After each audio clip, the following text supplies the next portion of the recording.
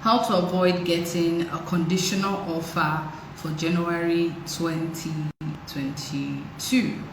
So I was trying to explain that a lot of people do not understand the difference between conditional and unconditional offer, and most times most students are really focused on the fact that they just want to put in an application, they just want to get their offer so they can pay, start everything that they need to do, and maybe pay tuition fee, apply for visa. But then there are certain things that they do not understand in terms of documentation. There are certain documents that are majorly required for you not to get a conditional offer. Now, most schools in the UK, for you, if you get a conditional offer, that means there are certain documents that are missing that needs to be provided. And there are some schools in the UK that will probably give you an offer and state it as conditional offer, but it's not that you are missing a document, but you are required to pay a tuition deposit. While there are some schools that will give you an unconditional offer, but you need to pay your tuition deposit for you to get your cars, show your bank statement and all. So that's like a different thing. So now, unconditional offer means you have met all the required, requirements rather, and these are simple documents like your WAEC certificate, your degree certificate, your transcript, your international passport, your resume, your personal statement, your academic reference. Majorly, these are the major documents.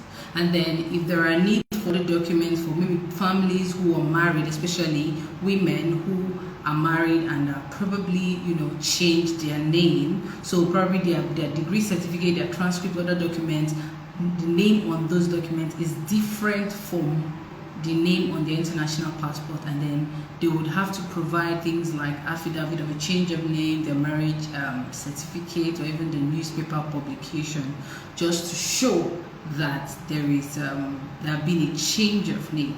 So it all depends on the school, right? It all depends on the school. So if you as a student, you reach out and you provide your documents and these documents are not complete, things like, let me talk about Birmingham City University now. If you put in an application for Birmingham City University and you have like a student copy transcript, or you have a notification of degree or a statement of results, and every other documents are complete, these three are not there, or you are having the statement instead of the degree certificate, once they're giving you an offer, it's obviously coming out as a conditional offer. So that means for you to make it unconditional, you need to provide your degree certificate or an official transcript. So many students have found themselves in a situation where they do not have, an official degree certificate, and what they have is a student copy. And when we mean a student copy, you see it stamped on it that this is a student copy. So most schools might not want to accept a student copy transcript. They prefer the one that has come directly from the school, or it has nothing to do with a stamp stating a student copy. So these are the kind of transcript they require. So if you do not have this, then you need to contact your school for them to provide that, and then you can now get an unconditional offer. Sometimes they go as far as requesting for a well-standard personal statement. So if you are probably interested in cybersecurity and what you've written in your personal statement does not really convey enough that you really want to study that course, because it's a personal statement. So it's a statement talking about you as a person, why you really want to study that course, what you intend to achieve with that course, what you want to do with it, your work experience, what led you to choosing that course and all that. If they don't feel well convinced with the personal statement you wrote, then they would request that you write a well-standard personal statement. Now, they could give you an offer, but it will be stated as a conditional offer until you have provided your standard personal statement. Then it can now be changed to an unconditional offer. Now there are merits and demerits, related to getting a conditional offer and an unconditional offer. Now, for you as a student, let's take for example, as we're talking about the January 2022 intake, and we know for a fact that the time frame is pretty short because the last intake was September and then the next intake is January, and the intake is pretty short, and then you do not have a complete document and you really want us to put in an application for you. Let's take for instance, you do not have your transcript and you want us to put in your application, and then fine, we put in an application with probably your student copy. That's not a problem, right? At the time when your offer is going to be out, and they take maybe the 4 or 5 weeks to process your application, and then your offer is out, and then you see a conditional offer which they are requesting that you get your what's the name, the official transcript. The time you're going to take to start processing to get the transcript, it could take a longer while, and then you get it sorted. You send it to us, we send it to the school, for them to, at that point probably it's hitting maybe November, and then there's a lot of application. There are a lot of people that are also on the queue to provide conditional documents, and there are people who have gotten unconditional documents, those ones that are actually at the stage of paying their school fees, trying to get their cars and everything. You at that point who have provided your transcript, you could be a little bit delayed getting that sorted out because they have a lot of piles of application on their desk and they'll have to attend to it one after the other. Now you're waiting for your application to be switched from conditional to unconditional. That could take a while, right? And that is actually delaying your process.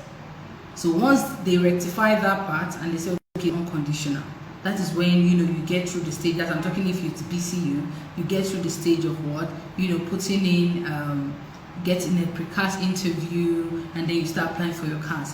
Now remember, at that point when you're waiting for your application to be changed from conditional to unconditional, there are certain people who have actually processed their cars, done their interview, processed their cars, and maybe on their way to applying for visa. Now you could get a little bit delayed because you didn't have a complete document from the beginning. And there are certain people that might not be able to even get those documents sorted out before the course starts. So that means your application will not be successful. You might have to reapply for a next intake. And that really isn't so, nice, or, you as a person might not be so happy finding yourself in a situation where your documents, due to a certain document, you were not able to get an unconditional offer. So it's really vital that we as a person, we try as much as possible to provide complete documents at the stage where we want to put in an application. So for January 2022, it's really important that you get your certificate, your degree certificate. Yes, we understand there are some schools that do not, are not so concerned about, getting a degree certificate. Maybe they could work with a statement of result or a notification. But not all schools. Most schools will require that you give them a degree certificate because it looks more, legit, or it looks more official rather. So it is really advisable that you have a degree certificate if you know that you want to apply to even more than one school. So take for instance, you want to apply to Birmingham City, you want to apply to maybe Sunderland, you want to apply to maybe De Montfort and a certain couple other schools, you want to apply to them. And then probably these schools require that you have a degree certificate, and these are your school choices. And then you do not have a degree certificate. That means you're going to be having a lot of issues in getting an unconditional offer because these are required. Another thing that is so important is the reference. So I've found myself in a situation where students are required to provide an academic reference, and then they go as far as going to get a reference from a school that they did not attend. So if you, for instance, finished from, let's say, University of Lagos, and they need an academic reference, it should come from that school. Except you find yourself, you have done maybe a couple of other diploma courses or program, academic programs, then you can get an academic reference from them because it is on your resume. Then that is fine. But if you schooled in maybe University of Lagos and then they're asking for an academic reference, you're getting a reference maybe University of Ibadan because you know somebody there, then that won't fly because it has no relations with what you've done. Because what is an academic? It's a reference stating that I know this person, this is this person, academic ability, academic standard, academic level, and I can vouch for this person. I want to tell you that this person is would be a very, you picking this person would be a very good choice, from your end, because this person is this, is that, a high recommendation about the person. But if you're getting a reference from someone else who has not taught you or have not had a one-on-one academic relationship with you from school, like a lecturer, then that cannot work, and that can actually delay your application process. So you could also get a conditional offer for that. So it's really advisable that we have this document in place just to make sure that your offer process, your application process is smooth, because it has always been a kind of challenge for people that do not have complete documents, and then most times they're not able to get it, and then it makes the application pending. You understand? So you could actually bring in your questions and all. That's fine. I think I would want to probably just connect somebody who have maybe questions they want to ask, drawing questions and all, and just so that it could be more interactive. It could be more interactive. So if you want to join, want us to have like a video conversation, you can throw in, you can put in a request, and then I'll definitely connect to it so we can have a proper conversation. I know that there are certain questions that people want to ask about the conditional and conditional offer, and it's really beautiful having an unconditional offer, trust me, because once you have an unconditional offer, that means straight you are getting your you've gotten your offer is unconditional. That means you're going straight to making your tuition payment. And remember that when you're making your payment in Nigeria, right, you're going through the bank to fill the form A to make your tuition payment. It does not go through immediately. So imagine if you do not have an unconditional offer, and then you have a conditional offer, you need to meet with that. It's time wasting before the school will confirm that it's unconditional, and then you need to go and make your tuition payment. That means you're really running behind time, especially with the fact that we have January admissions that are the time is really limited. So that means we're running behind time. So you obviously do not want to find yourself in a situation where you don't have so much time on your desk, or you need to meet up with providing documents, reaching out to paying your school fees, and you know that once we are on the rush period, when we are towards this rush season where you have to provide, people are already paying school fees and everything, you need to fill the form A and all. It will take a longer time before the payment can go through, and then you get a telex copy to send to the school. You do not want to find yourself in a situation where you've not done all that and the deadline for CAS has come. That means you might not meet up with the process.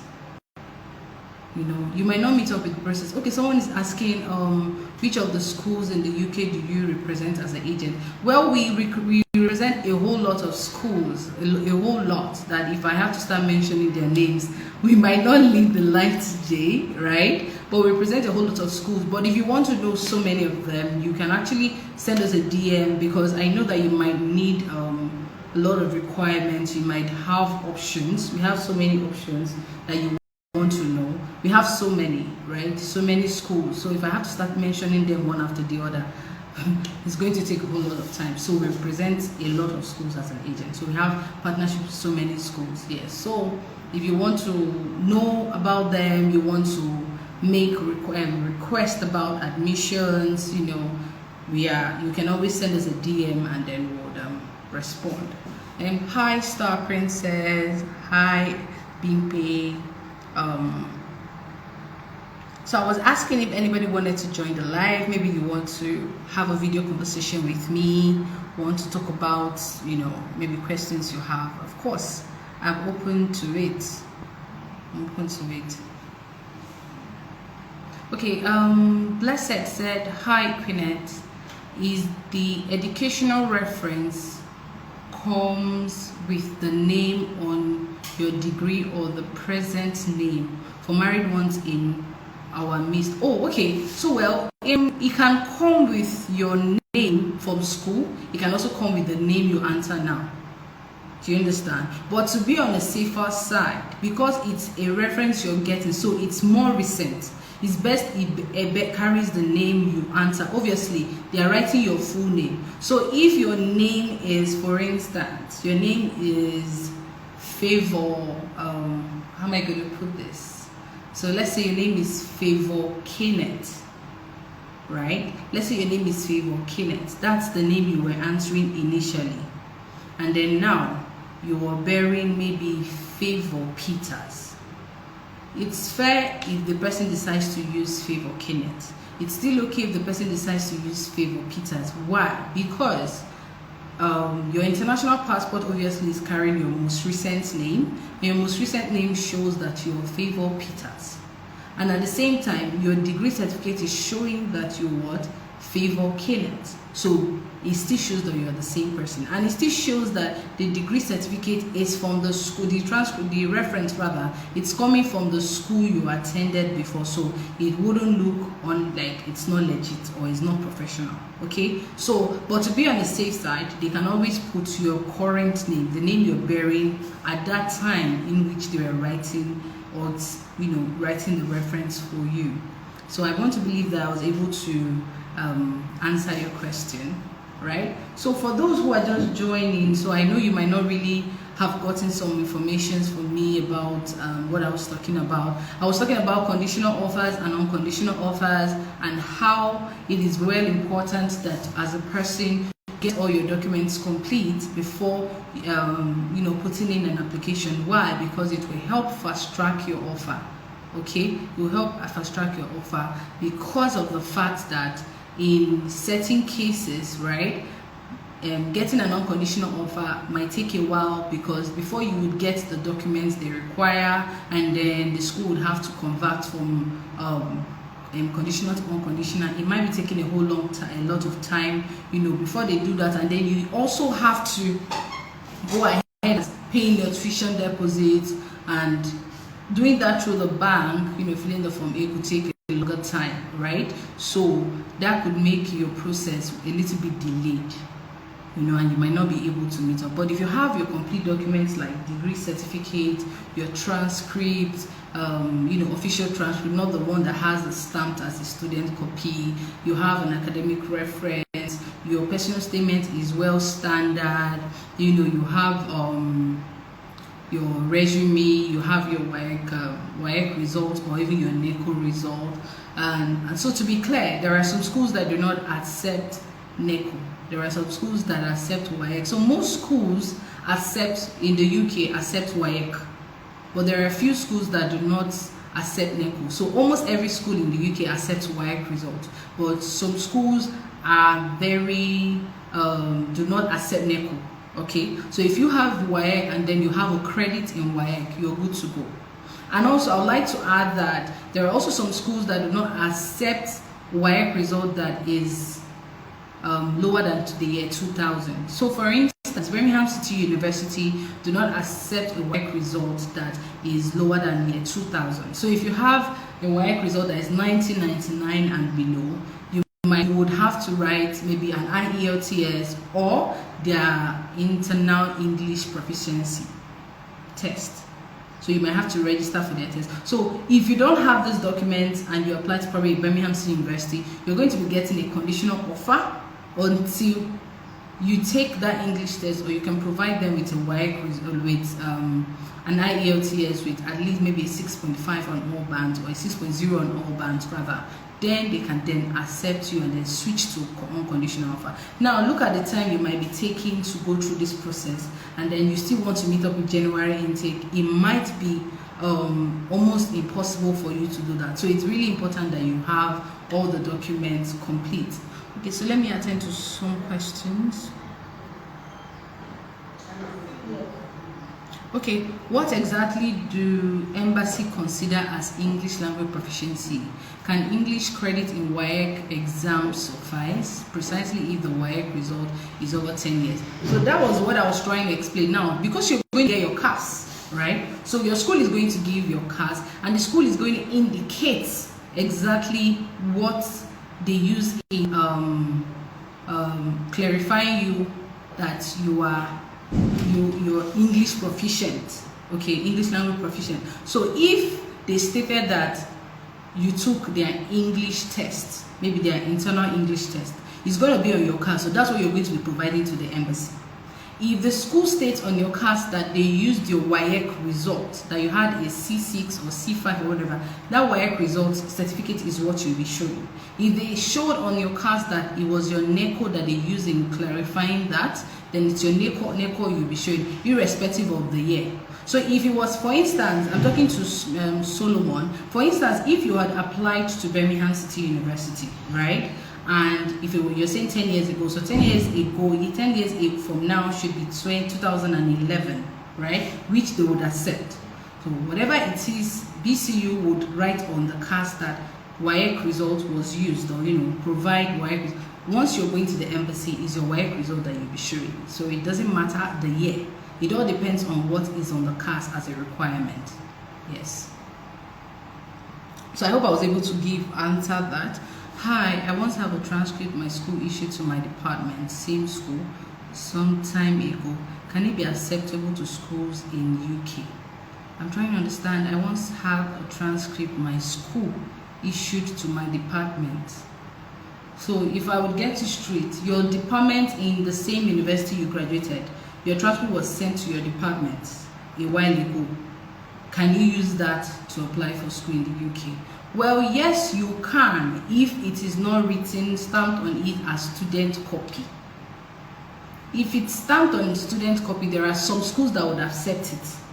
Not all schools can accept it. So for you to know, like, certain schools that would accept a student copy, you can always drop us a message at DM us for us to give you more clarification on that. So we can provide schools that could accept student copy.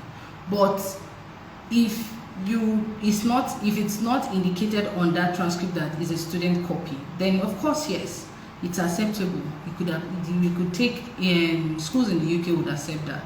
So I hope I was able to answer that question. All right, so please bring more questions. Let me answer so that all of us could be enlightened with the certain information that we need to know about studying in the UK, and how we need to make sure that we meet our certain targets in terms of getting an unconditional offer to study in the UK for 2022 January.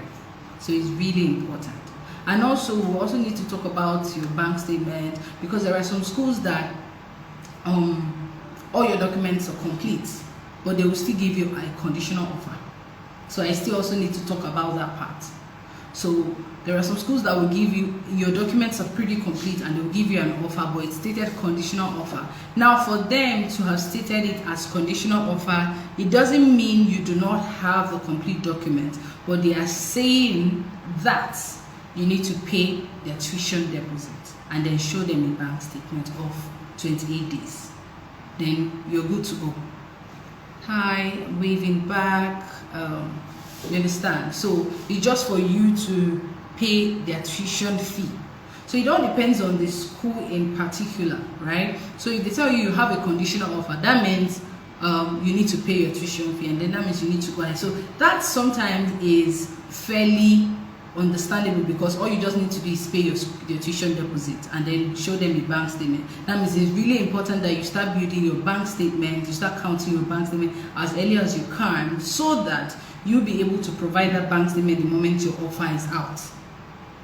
So it saves you, time So you can process that, get your cards, apply for visa, and then you get your visa, and then you're ready to travel for your studies, right? So there are a couple of schools that will tell you conditional offer, but most times when schools say conditional offer, that means there are certain documents that are missing. There are certain most times certain documents that are missing that needs to be provided, and which I was able to explain to all of us that these are the documents that could cause us a conditional offer.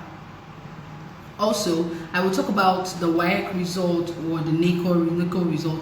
If it's not a WAEC certificate or a NECO certificate, if it's a printout, you could get a conditional offer for that.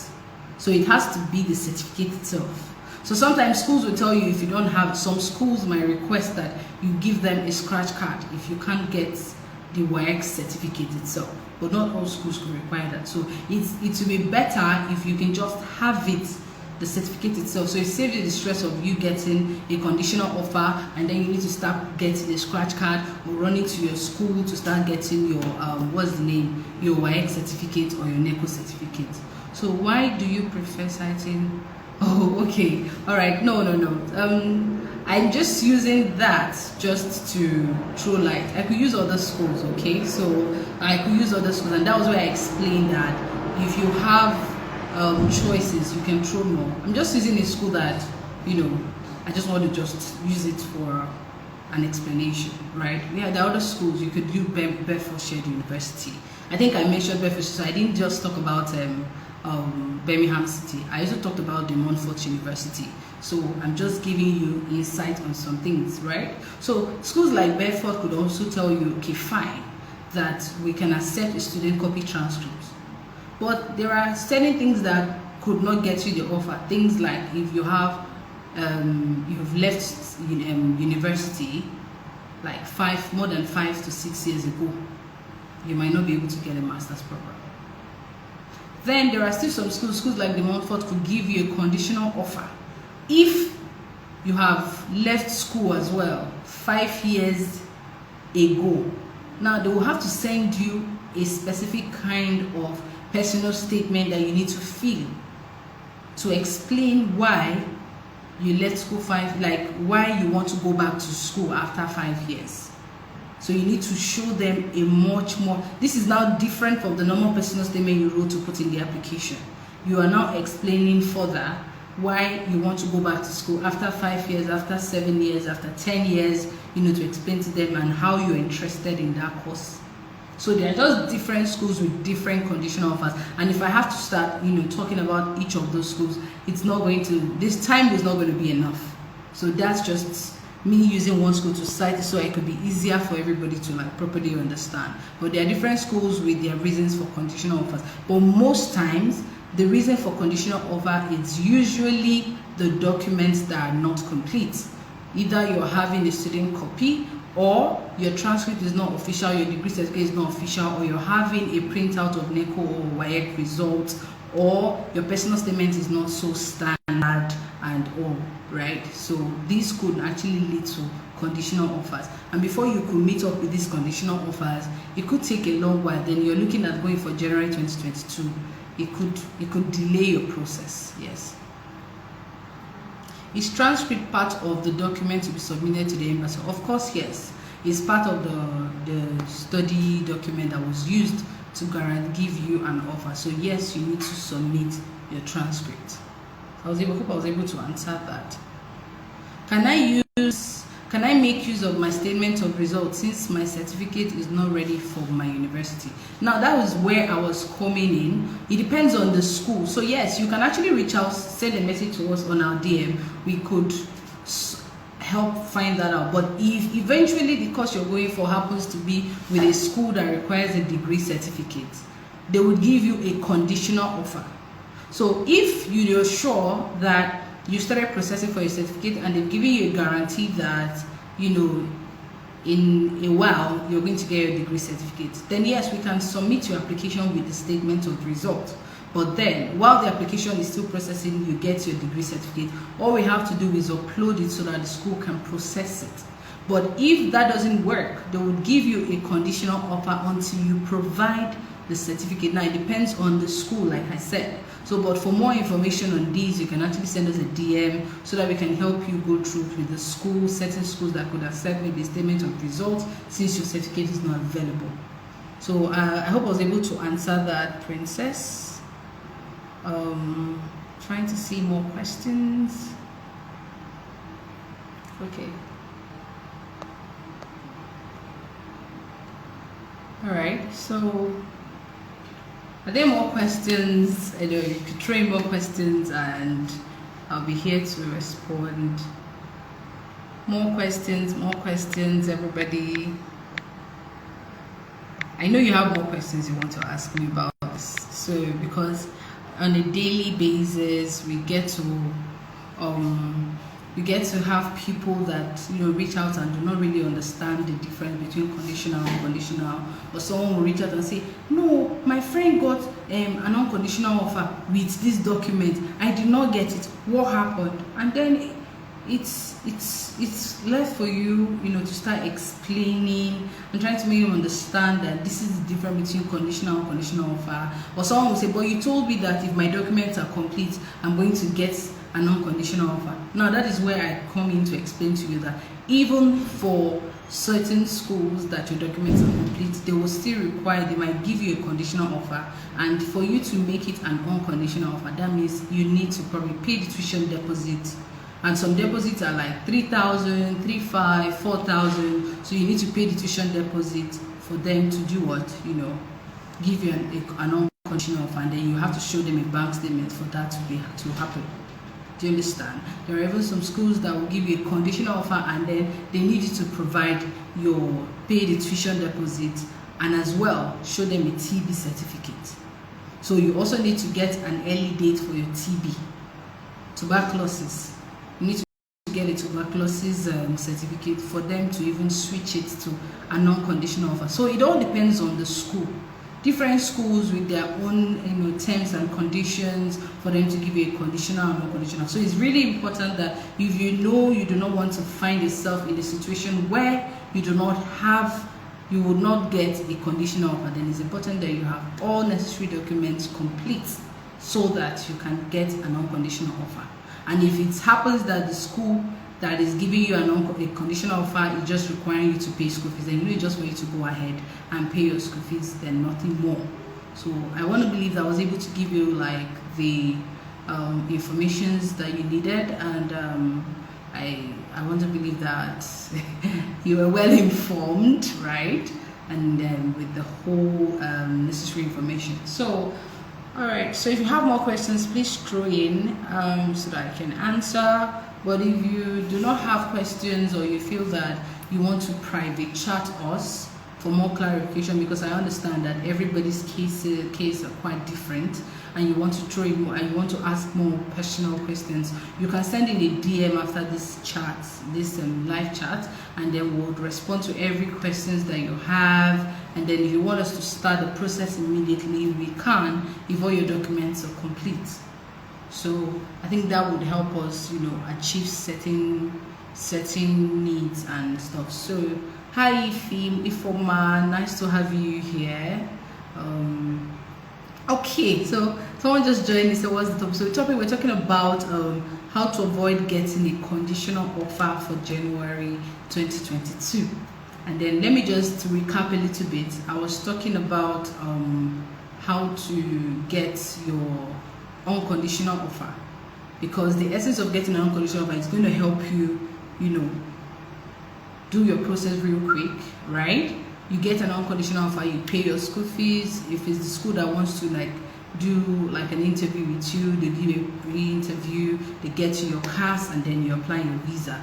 But in a situation where you have a conditional offer where your documents are incomplete, then you might have to find yourself trying to get those documents. And then I was trying to explain that documents like your certificate from school, your transcript could cost you a conditional offer. If you have a WAEC printout instead of the WAEC result, could cost you a conditional offer. If your personal statement you're writing is not so standard, it could also cost you a conditional offer, right? If your academic reference is not provided, it could also cost you a conditional offer. So most of these documents needs to be provided, and they need to be okay for you to get an unconditional offer.